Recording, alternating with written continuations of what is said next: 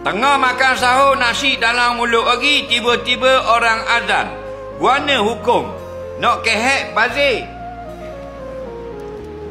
Dek, dia tengah makan sahur, pada kata Allahu Akbar, Allahu Akbar.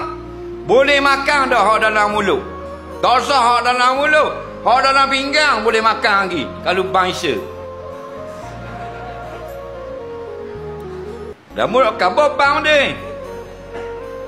Boleh jadi bangsa bang.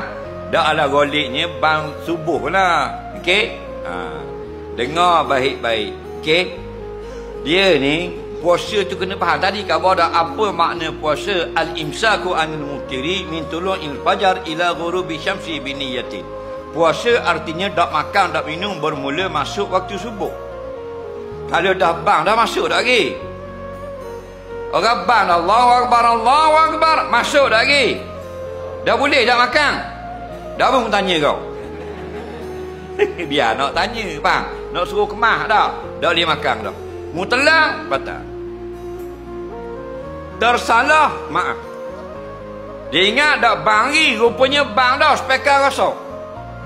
Dengar-dengar tengah-tengah makan orang mak Allahu Akbar, syahadu la ilaha illallah dah.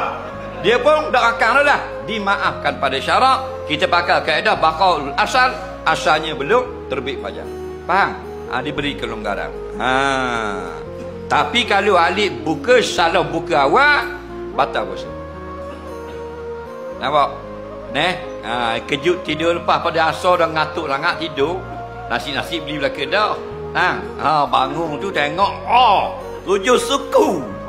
Dia pun makan bismillahirrahmanirrahim, rok makan. Habis makan tengok 6 suku.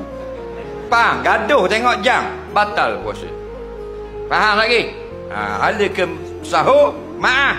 Hala ke buka, tiada maaf. Kena berhati-hati. Faham lagi? Budak-budak main spekarnya pergi bang, kita pun makan aku 3 petang. Batal puasa. Kerana ada dah bandar itu tahun 90-an. Dia patut buka 7.15, 6.15 orang bang. Ramai orang tua makan. Dia tak berhati-hati. Rupanya orang gila bang. Dia pergi buka spekar surah Allahu Akbar, Allahu Akbar, Allahu Akbar, Allahu Akbar. Wah makan.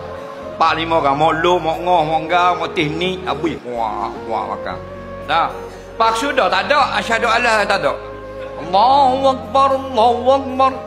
Allahu Akbar, Allahu Akbar. Pak sudah Allahu Akbar. Jadi kita tengoklah orang gila naik atas surah, pakai kaisang je. Faham? Habis kapur batal habis.